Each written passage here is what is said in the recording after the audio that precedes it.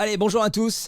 Le mercato d'hiver est donc terminé et le Racing Club de Lens a enregistré un nouveau joueur dans les derniers instants, dans les dernières minutes, et c'est Angelo Fulgini, l'ancien Angevin.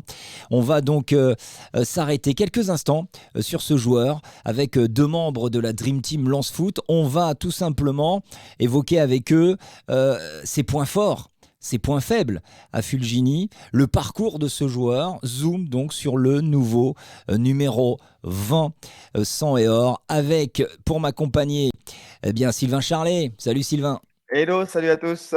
Et Rémi Buzine de Brut qui est là. Salut Rémi. Salut Cyril, salut Sylvain.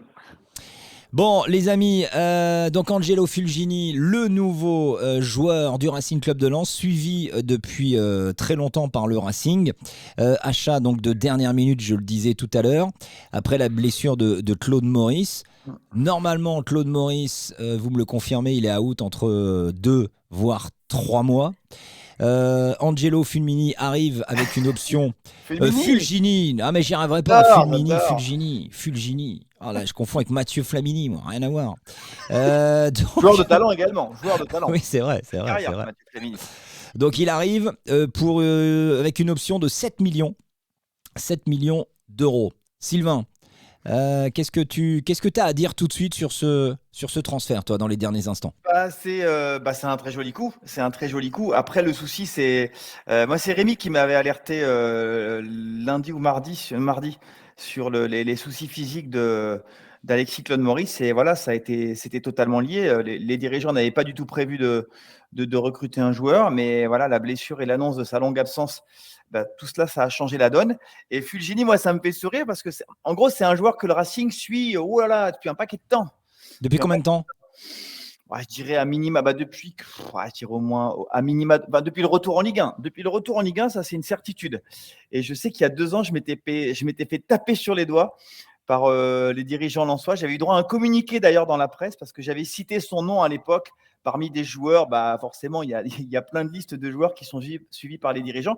Et Fulgini a toujours été sur les tablettes des dirigeants lensois. Mais il y a 2 ans, quand j'écris ce papier, il coûtait cher. Mais bon, j'avais quand même droit à un petit appel. Oui, mais qu'est-ce que tu fais? À quoi tu joues? C'est n'importe quoi. Tu dis n'importe quoi. En tout cas, il était déjà dans les petits papiers. Donc là, c'était très facile de l'appeler parce que ça fait plus de 2 ans que les dirigeants sont en contact avec l'entourage du joueur. Alors justement, regardez, en termes de transfert d'historique et de valeur. T'en parlais à l'instant là, à l'époque. Alors, donc joueur formé à Valenciennes. Il est parti à Angers en 2017, on le voit, pour 1,4 million d'euros. Et ensuite, donc en l'été dernier, à Mayence pour 7 millions d'euros. Donc ça veut dire que si je comprends bien, aujourd'hui, l'option d'achat, 7 millions, voilà, c'est une opération zéro, opération blanche pour le club de Mayence. Ils ne perdent pas d'argent, ils n'en gagnent pas, Rémi.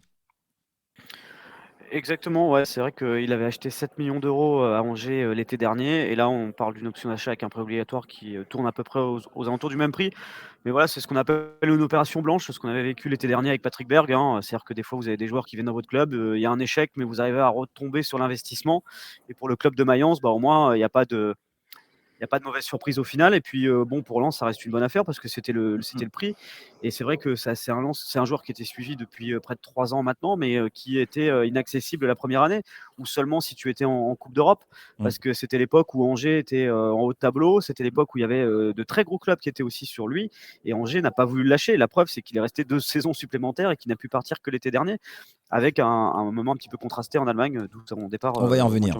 Mais à l'époque, il y a 2 ans, excuse-moi de te couper Cyril, mais c'était plus de 10 millions d'euros Fulgini. Je pense qu'on était entre 10 et 15 millions d'euros. C'est énorme. Donc c'est un joueur qui avait vraiment la cote et il était à ce moment-là, il était vraiment inaccessible pour les finances du Racing Club de Lens. Alors en fait, ils l'ont gardé longtemps. Ils l'ont gardé longtemps à Angers. Et là où ils ont été mauvais négociateurs, c'est que au fur et à mesure des années, il y avait moins d'années de contrat et donc du coup, voilà. Alors, qui est Fulgini? On va essayer de s'y intéresser un petit peu, voir son parcours. Alors déjà, on sait que c'est un amoureux de Bollaert, un amoureux du Racing. Regardez, il dit au micro de Prime Video hier, C'est exceptionnel ce qu'il se passe. Je suis venu beaucoup de fois regarder des matchs ici à l'époque, des belles années lensoises. Je suis sorti de l'entraînement avec Mayence et mon agent m'a appelé et m'a dit que Lens était intéressé. Je n'ai pas hésité. J'ai eu Grégory Thiel et le coach au téléphone. Cela s'est fait rapidement. Je n'ai pas hésité une seconde. Je suis prêt et j'espère pouvoir débuter samedi prochain. Sylvain, déclaration d'amour là. Oui, oui, bah après, ce n'est que la confirmation de ce qu'il a toujours pensé du Racing Club de Lens. Si je me trompe pas, j'ai vu récemment, j'ai revu en début de semaine une interview où il racontait qu'en gros, il se mettait les corons dans les écouteurs de temps en temps pour se mettre dans l'ambiance de Bollard. Donc ouais, il aurait pu, hein, je pense, dans ses jeunes années porter le maillot du Racing Club de Lens. Donc finalement, il a été formé par Valenciennes.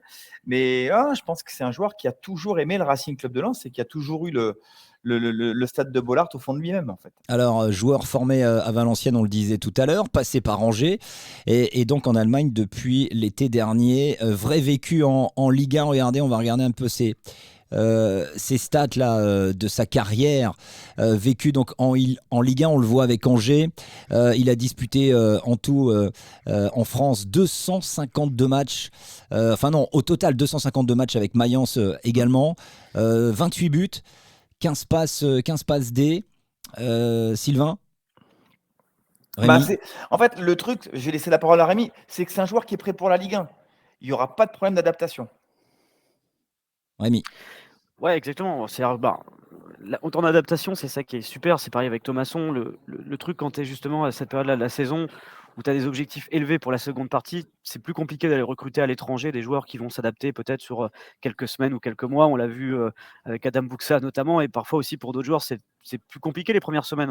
On pense par exemple Facundo Medina, il y a eu un temps d'adaptation pour qu'il soit aussi bon qu'aujourd'hui. Là, on sait que c'est des valeurs sûres, c'est des joueurs qui connaissent la Ligue 1, qui connaissent aussi la région. Donc, c'est-à-dire qu'en termes d'adaptation, il va très vite retrouver ses repères d'enfance, des repères de vie. Donc voilà, puis c'est bien aussi d'avoir quelqu'un qui a un lien fort avec le club, un joueur de la région, un amoureux du club. Son interview en 2021 où il parlait justement du fait qu'il avait écouté les corons avant d'aller au stade, je pense que c'est une petite anecdote, mais c'est quelque chose qui est quand même pas mal parce que ça montre que c'est un joueur qui a sûrement la volonté de vouloir s'inscrire dans le projet à moyen long terme. Contrat jusqu'en 2027, Ouais. je pense qu'on aura l'occasion d'en parler aussi, mais c'est vraiment une bonne recrue, puis décisive.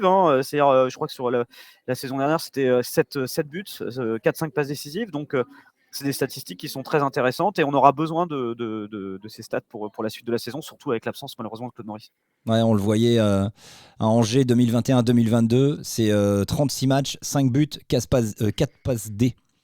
Tu vois, là, on le voit sur le tableau, une de ses meilleures saisons, c'était en 2020-2021, où là, il est monté à 7 buts avec 3 passes D. Alors, Mayence, on peut dire que c'est un échec, Mayence. Regardez, cette saison, donc avec Mayence, il a fait quoi? Il a fait 18 matchs joués, 631 minutes sur le terrain, 2 passes D pour Fulgini à Mayence. Sylvain, comment tu analyses ça? Il s'est pas imposé. Après, c'est toujours pareil, changement de championnat, changement d'univers, même dans ta vie perso, c'est beaucoup de bouleversements. Donc voilà, après 6 mois, il n'avait pas trouvé ses repères, il n'a pas réussi à C'est s'imposer quand même dans cette rapide, 6 équipe. mois pour dire je m'en vais. Hein. Oui, mais ça veut dire, je pense, beaucoup de choses. Ça veut dire soit sportivement, il n'a pas trouvé chaussure à son pied, ou soit dans son quotidien, il n'était pas épanoui, soit les deux. Donc en gros, quand il a eu la proposition de Lens, il dit basta, je pars en fait. Si les dirigeants sont OK, je pars en fait.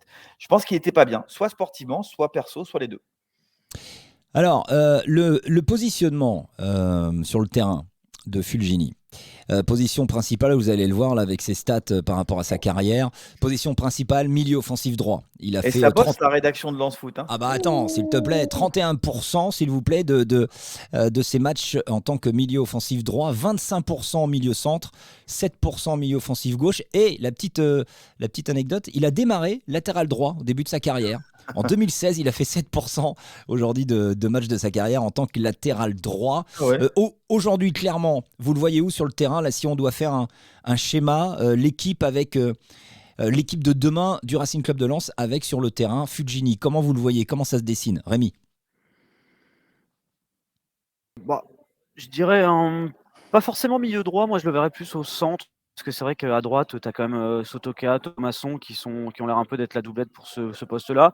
Je le verrais plus comme le remplaçant d'Alexis Claude Maurice, qui avait un rôle plutôt central, voire peut-être même à gauche, qui pourrait suppléer, voire probablement prendre du temps de jeu à David Pereira da Costa, ce qui était en train de faire Claude Maurice en fait avant sa blessure. Donc je le vois un peu plus dans ce positionnement-là, mais voilà, avec Francaise, il y a aussi, on voit que ça tourne pas mal.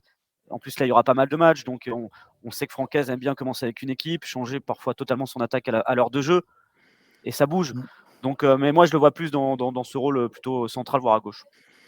Ouais, Sylvain? ça lui ira très bien. Bah, de toute façon, c'est un offensif.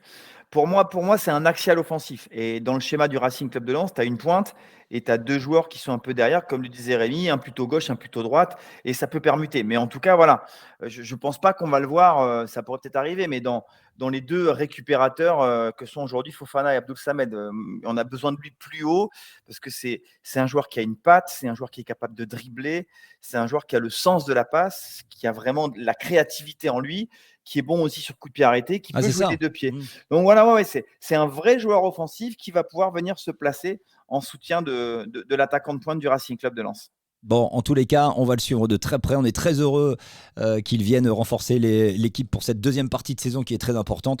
On aura l'occasion d'y revenir dans les débriefs de Lens Foot. Merci Sylvain, merci Rémi, et à très vite sur Lens Foot. Ciao. Ciao, ciao les potos.